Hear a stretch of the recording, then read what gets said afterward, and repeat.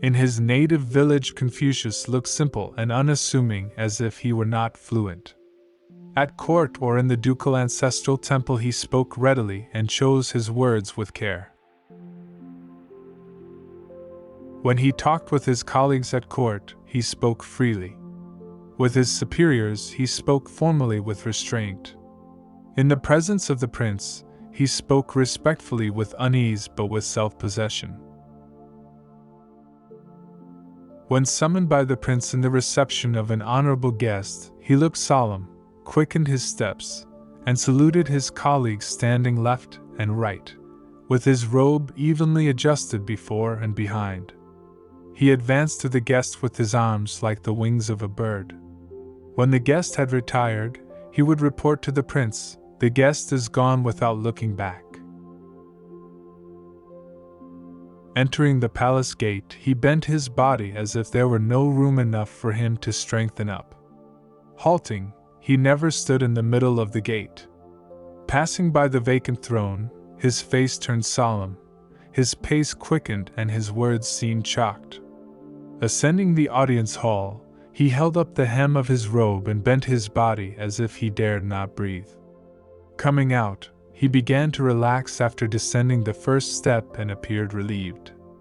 At the bottom of the steps, he quickened his pace with his sleeves like two wings. Regaining his place, he looked respectfully and wary. Holding the tablet of jade, he seemed to bend his body under an unbearable weight. Holding it high, he seemed to bow. Holding it low, he seemed to offer a gift. His face seemed wary, and he went straight forward. Presenting the ritual gift, he looked placid. At the private audience, he looked happy. A cultured man does not wear a black-collared dress with gray-hemmed sleeves nor a reddish or purple undress. In hot weather he wears an unlined gown of fine thread loosely woven, but put on an outside garment before going out of doors. He wears a black robe over lambskin, a white robe of undyed silk over fawn's fur, or a yellow robe over fox's fur. On the fur robe of his undress the right sleeve is shorter than the left. His bedcloth must be half as long again as his body. Thick furs of fox or badger are used as cushions at home. He may wear all his girdle ornaments after the morning. His undergarment must be cut short, except his court apron. Black-dyed lambskin and hat must not be worn on a visit of convalescence. On the first day of the moon he must go to court in full court dress. Before sacrifice he must wear bathrobe made of linen cloth. He must change his food and live in another bedroom not together with his wife. He did not reject finely cleaned rice or minced meat. He did not eat rice affected by weather or turned sour, nor rotten fish and putrid flesh, nor discolored or bad-smelling meat. He did not eat over or undercooked food, nor vegetables out of season or improperly cut, nor meat or food without its proper sauce. He must not eat more meat than rice. There was no limit for wine, but he must not get drunken. He must not buy wine or dried meat in the market. He might eat ginger food, but not much. The sacrificial flesh he received from the ducal palace must not be kept overnight. The sacrificial flesh of the family must not be kept over 3 days, or it is uneatable. While eating, he did not talk. In bed, he did not speak. Even coarse rice and vegetables may be respectfully offered as sacrificial food. He did not sit in improper order. He did not leave the villagers' drinking party before the staff-carrying elders left. At the villagers' evil-driving ceremony, he put on his court robe and stood on the eastern steps. When sending inquiry after a friend in another state, he bowed twice and saw the messenger off. When Ji Kongzi sent him some medicine, he bowed and accepted it, saying, "As I am not acquainted with its properties, I dare not taste it." His stable was burned down when he was at court. On his return, he asked if anybody was hurt without asking about his horses. When the prince sent him food, he would sit in his place and taste it. When undressed meat was sent, he would cook it and offer it to his ancestors. When a live animal was sent, he would rear it. When he attended the prince at a meal, while the prince was making a sacrificial offering, he would taste the dishes. If he received the prince's visit while ill, he would lie with his head towards the east, his court robe spread over his body and his girdle across his robe. When summoned by the prince, he would go at once without waiting for the carriage to be yoked. When he entered the grand temple, he asked about everything there. If a friend died without any relative, he would say, "I will take care of his funeral." He would not bow on receiving a gift from a friend, be it a carriage with horses. He would only bow on receiving a sacrificial flesh. He would not lie in bed like a corpse nor sit at home like a guest. He would change his attitude on seeing a mourner, or a man in sacrificial dress, or a blind man, though they were his friends or in undress. He would bow even in his carriage when he met with a man in mourning dress or on official duty. He would rise with altered facial expression at a sumptuous feast or on hearing sudden thunder or a violent gale. He would stand straight in his carriage, holding the cord. He would not turn round, nor speak hastily, nor point with his fingers. His face changed color on seeing birds hover and settle. He read the verse, "Hen pheasants at their prime know how to bide their time." Zilu made an offering to them, but they sniffed thrice and flew away. The villagers, said the master, performed ritual and music before townsfolk. So I would employ the villagers in practicing ritual and music. Those who followed me in the states of Chen and Kai when I was in difficulty, said the master, are not with me now. Among them Yen Yuan, Minzi Qian, Ranbo Niu and Zhong Yong were distinguished in virtue, Ziwa and Zigong in eloquence, Ran Yu and Zilu in talent, Ziyu and Zixia in letters.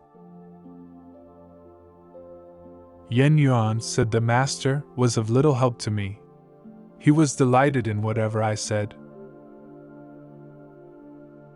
Min Ziqian was a good son, said the master. None could disagree with his parents and brothers about their praise of him. Nanrong recited the following verse again and again. A flaw in white jade found, away it may be ground. A flaw in what you say, its influence will stay. Confucius married his niece to Nanrong. Ji Kongzi asked, "Which of your disciples are eager to acquire knowledge?" Confucius answered, "There was Yen Yuan who was eager to learn, but it was a pity that he died early. Now there is none like him." When Yen Yuan died, his father begged Confucius to sell his carriage in order to buy an outer coffin for Yen Yuan. The master said, "Our sons may be gifted or ungifted. When my son died, he had a coffin without the outer one. I could not sell my carriage to buy an outer coffin for your son, because I could not go on foot to follow other officials who ride in their carriages." At Yen Yuan's death, the master said, "Alas! Heaven has bereaved me, heaven has bereaved me." Deeply grieved at Yen Yuan's death, the master wept bitterly. His followers said, "Master, you are too deeply grieved. The master said, "Am I so deeply grieved? For whom should I be grieved if not for him?" After Yen Yuan's death, his fellow disciples would bury him reverently. The master said that would not do, but the disciples still buried him reverently. The master said, "O Yen Yuan, who looked on me as his father, but I could not look on him as my son. It is not my fault. It is yours, my disciples." When Zilu asked how to serve the spirits and the divinities, the master said, "If you do not know how to serve the living, could you know how to serve the dead?" Then Zilu asked about death. The master said, "How can you know about death if you do not know about life?"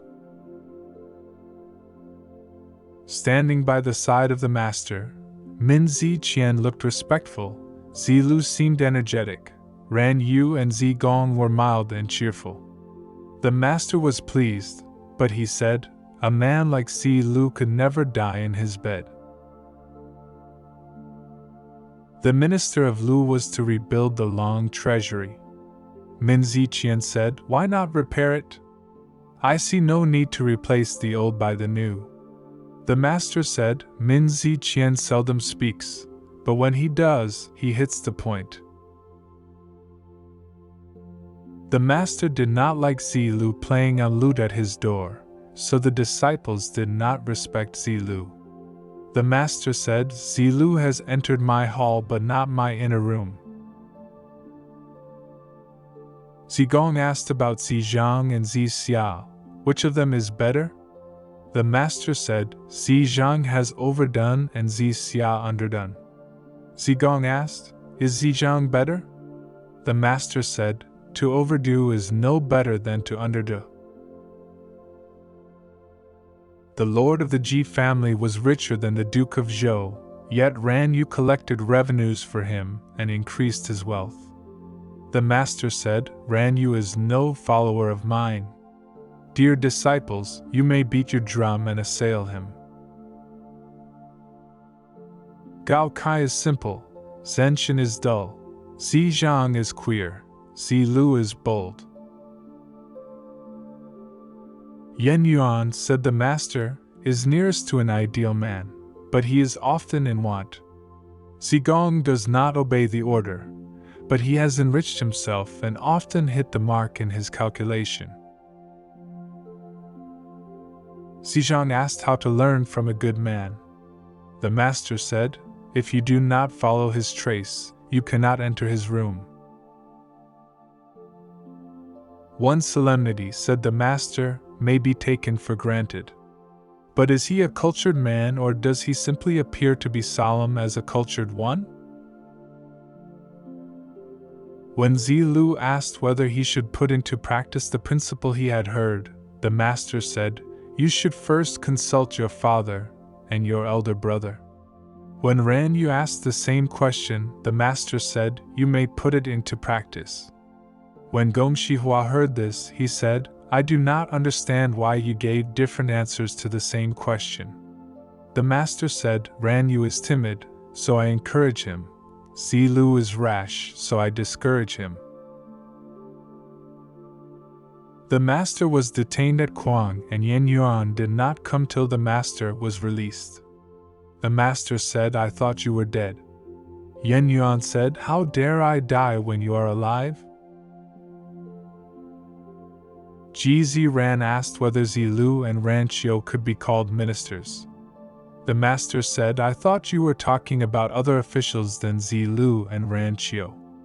What is a minister but one who serves his prince according to the principle and will resign if it is not followed? If so, they may be called qualified ministers." Ji Ran said, "Will they always follow orders?" The master said, "Not when they are told to murder their prince or father." Zilu got Zigao appointed governor of Fei. The master said, "That would do wrong to the people." Zilu said he might learn from the peasants and the altar. Why should he acquire knowledge only from books? The master said, "It is on this account that I do not like glib talkers." Zilu, Xingxi, Ran Yu and Gong Shihua sitting in attendance, the master said, "Never mind, I am older than you. Do not say your abilities are not recognized. What if they were?" Zilu replied straightforwardly, "If I were entrusted with the state of 1,000 chariots, those situated among bigger powers and invaded by hostile armies, and suffering from famine and drought, I would teach its people to be courageous, and know what is right by the end of 3 years." The master smiled at him and said to Ran Yu, "What about you?" Ran Yu said, "If I were entrusted with a state of 60 or 70 square leagues, I could give its people plenty to live on by the end of 3 years. As for ritual and music, I would leave them to cultured men." "What about you, Gong Shihua?" Gong Shihua said, "I do not think I am capable, but I would like to learn. In ceremonies at the ancestral temple and at the conference of princes, I would like to act as an assistant in black gown and hat. What about you, Xingxi?" Xingxi, pausing as he was playing on his twanging lute, put it aside and said, "My answer is quite different from theirs." The master said, "What matters? Just say what you would like to do."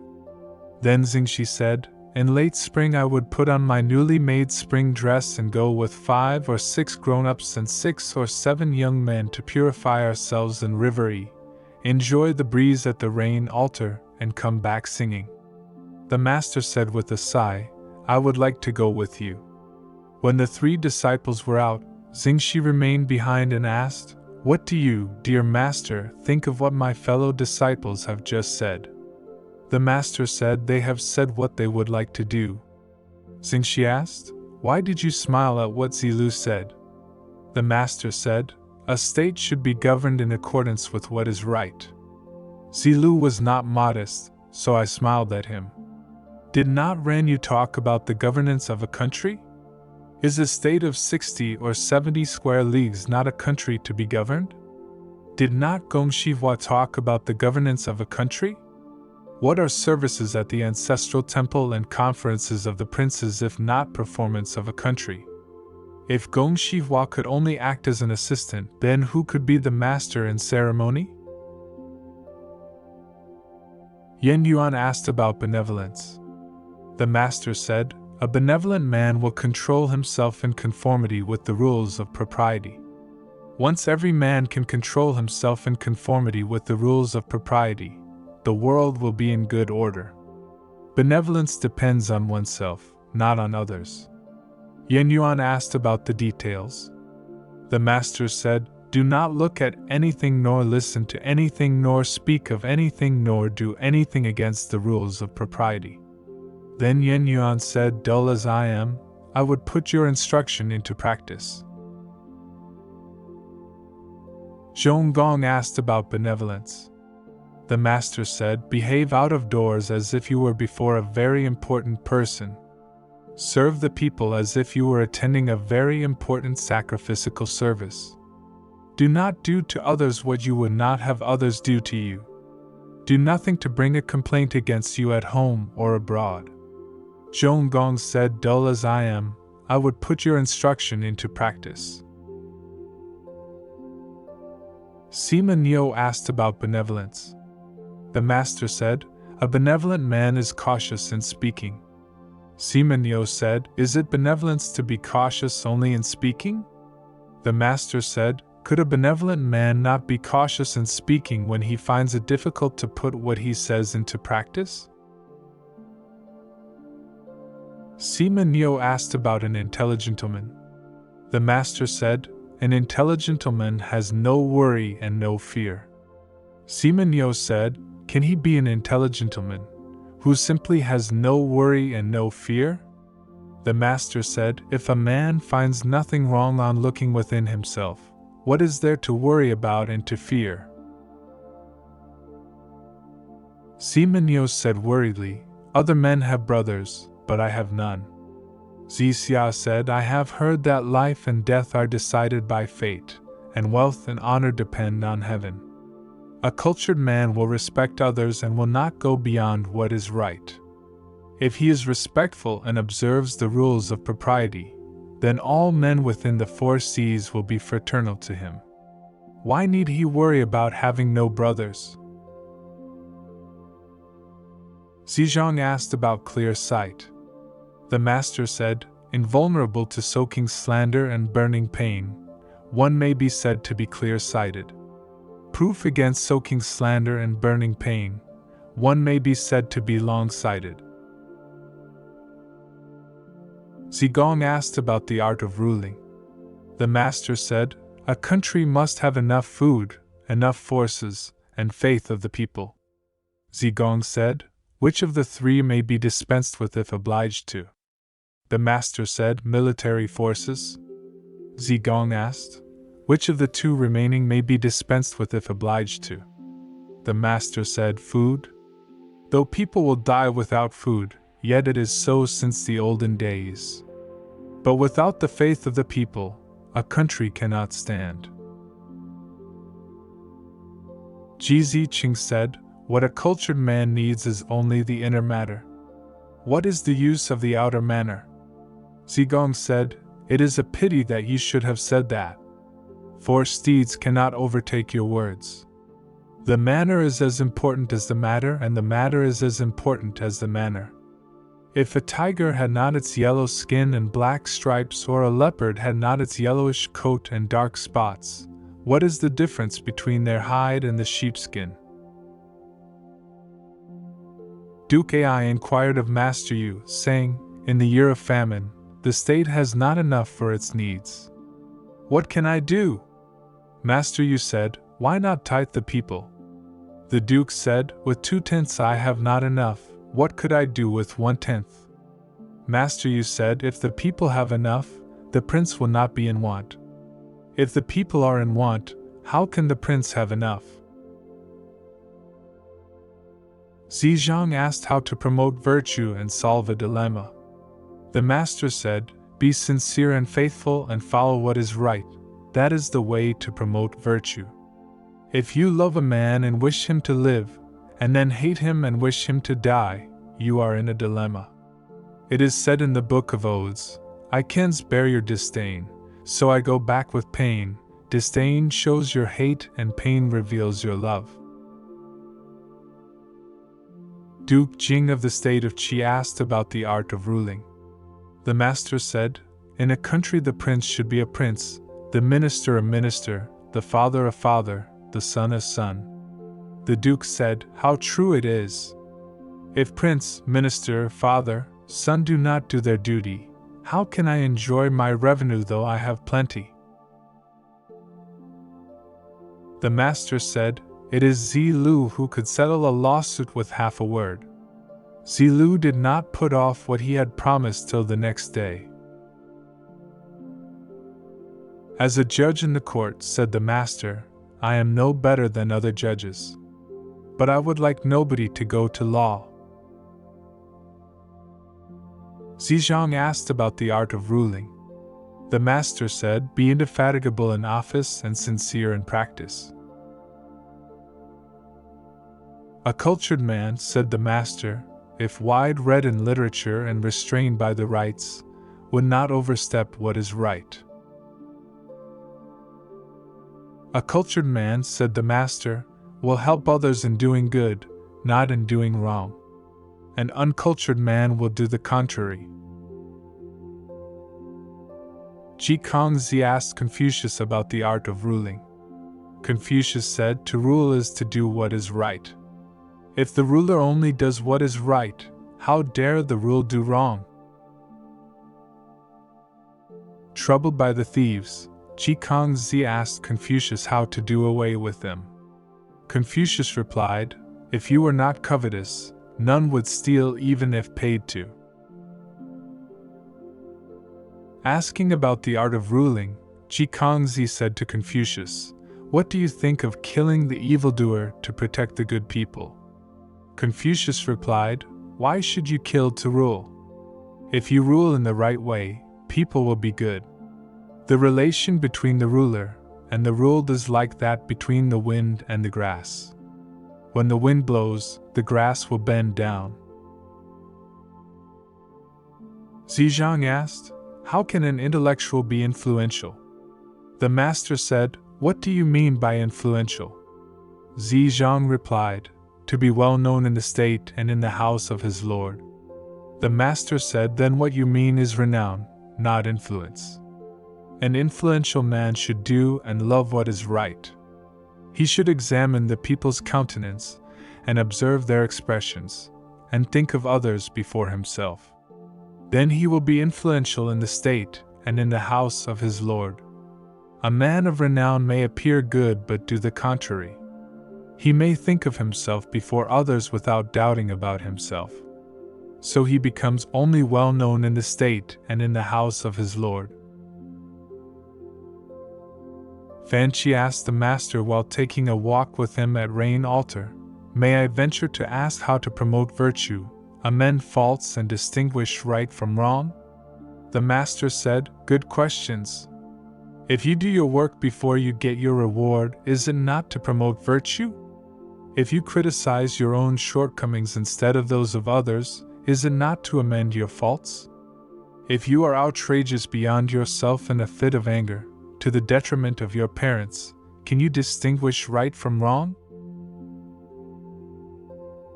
Fan Chi asked about a good ruler. The master said, A good ruler loves the ruled. Fan Chi asked about a wise ruler. The master said, A wise ruler knows the ruled. Fan Chi did not quite understand. The master said, Put the straight above the crooked will be straightened.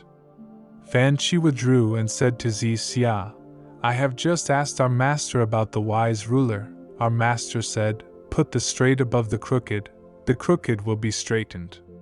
What does he mean? Zi Xia said, How rich in meaning his words are. When Shun ruled over the country, he selected Gao Tao as his minister, and those who were not good were kept away. When Tang ruled over the country, he selected Yi Yin as his minister, and those who were not good were kept away. Zigong asked how to make friends. The master said, Give earnest advice in good terms. Stop if it is rejected, lest you be insulted. Master Zing said, A cultured man will make friends with men of letters, and his friends will help him to promote virtue.